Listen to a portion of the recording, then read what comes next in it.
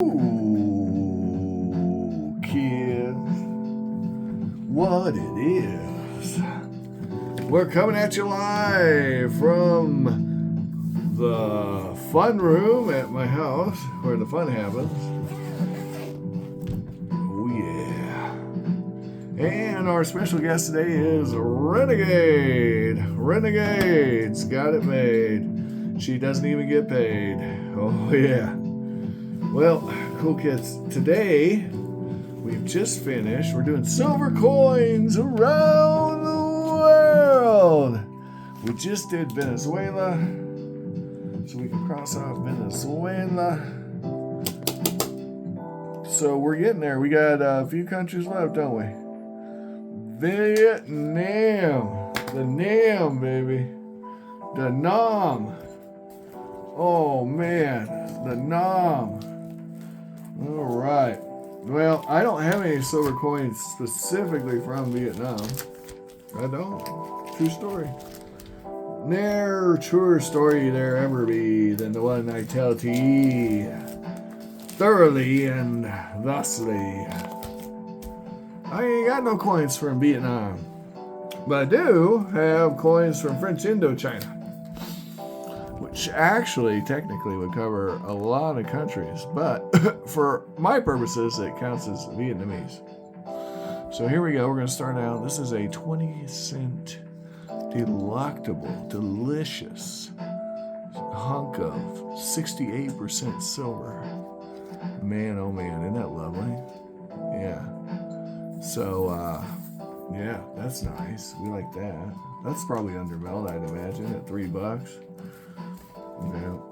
Oh, this one's probably not undermelt, but it's a 1923, and you know, sometimes you gotta pay a little extra for the nicer things in life.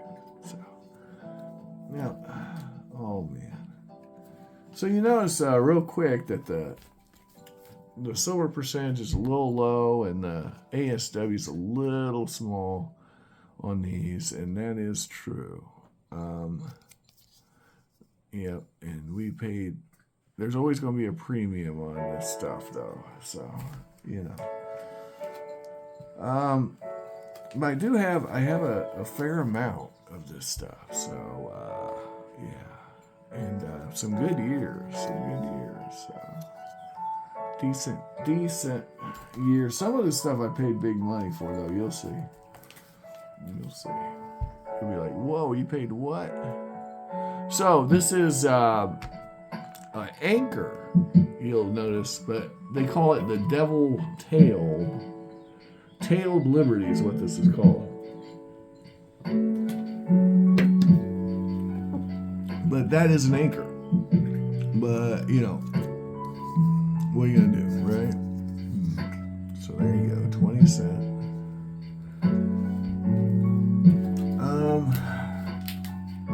This one's undermelt. 1937, same year as that last one. Ooh, some luster buster. Yeah, here's a 37 as well.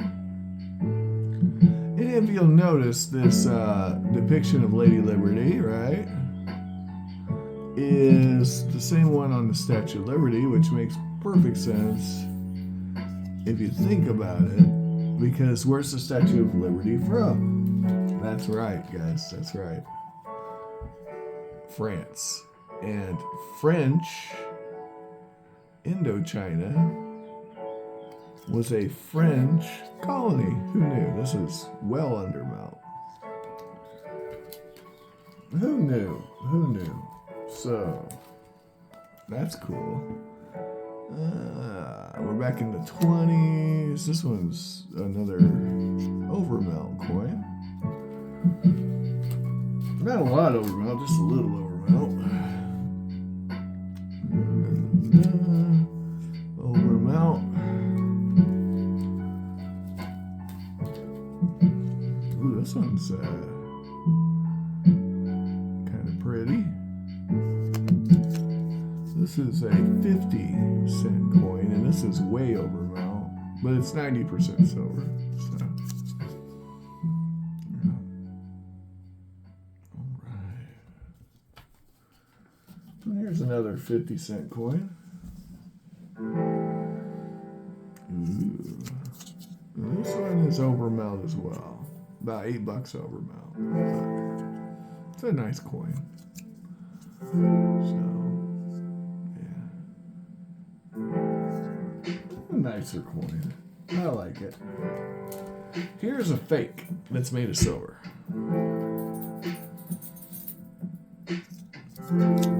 It is a silver fake. And it is undermelt.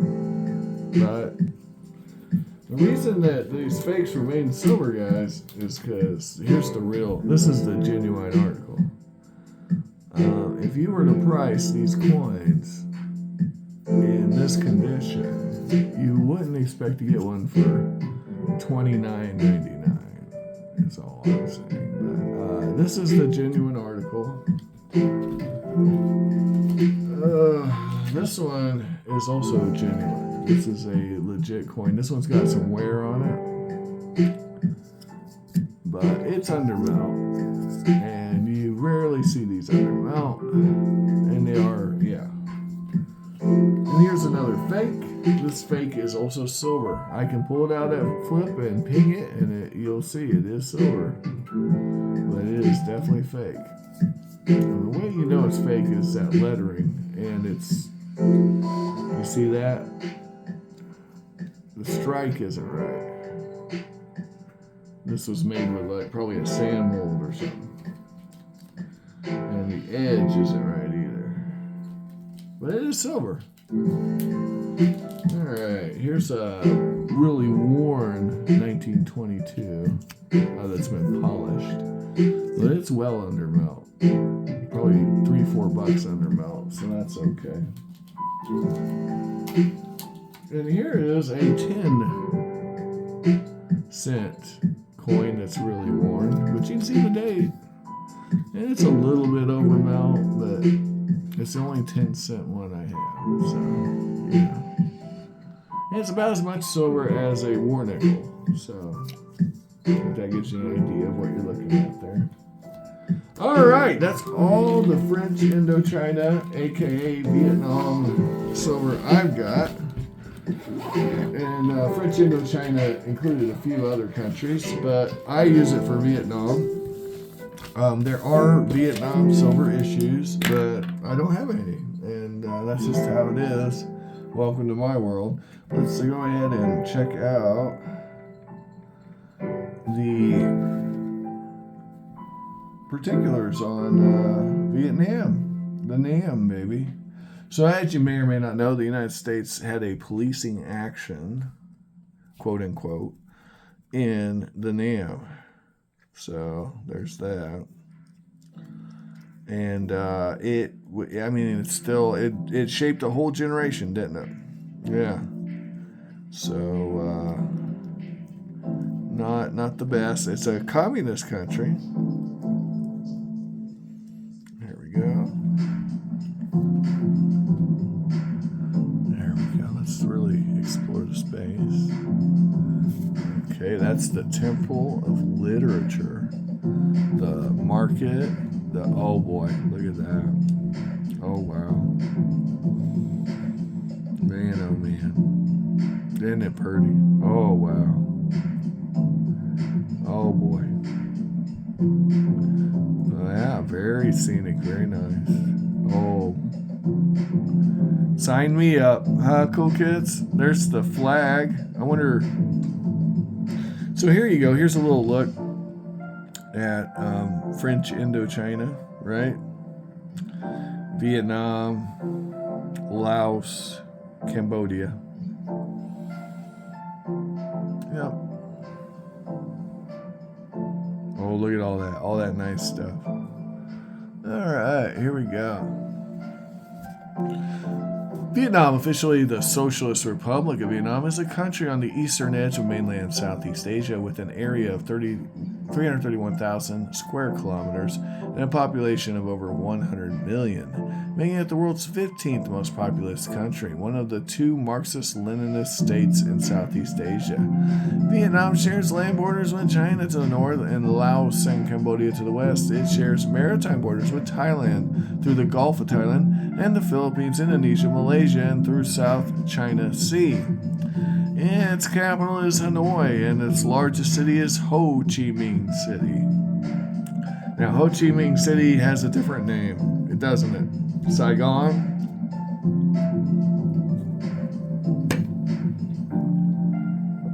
Anyway, there's our emblem, there's our flag. I like, how communists always have to rename shit. You notice this?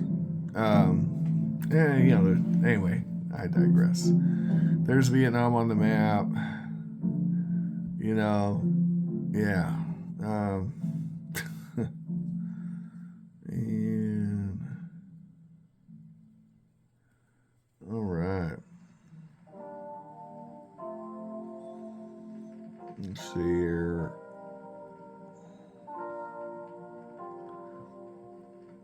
$15,000 per capita, 106. That's the middle of the pack. GDP is pretty low for a country that big, but not the lowest I've seen, obviously. Yeah. Woo. Not good stuff. So we're going to get to the economicals here. Yeah, this is not looking good. But, there we go. All right.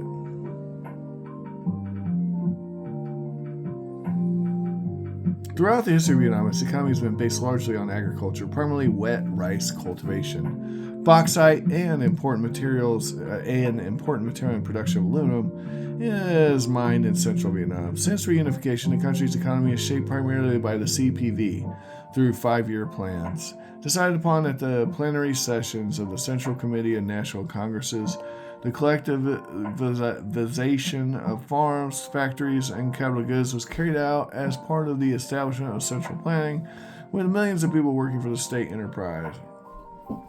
Under strict state controls, Vietnam's economy continued to be plagued by inefficiency, corruption, and state-owned enterprises, poor quality, and underproduction. With the decline in economic aid from its main trading partner, the Soviet Union, following the erosion of the Eastern Bloc in the 1980s, subsequent collapse of the Soviet Union, as well as the negative impacts of post-war trade embargoes imposed by the United States, Vietnam began to liberalize its trade by devaluing its exchange rate to increase exports and embark on a policy of economic development.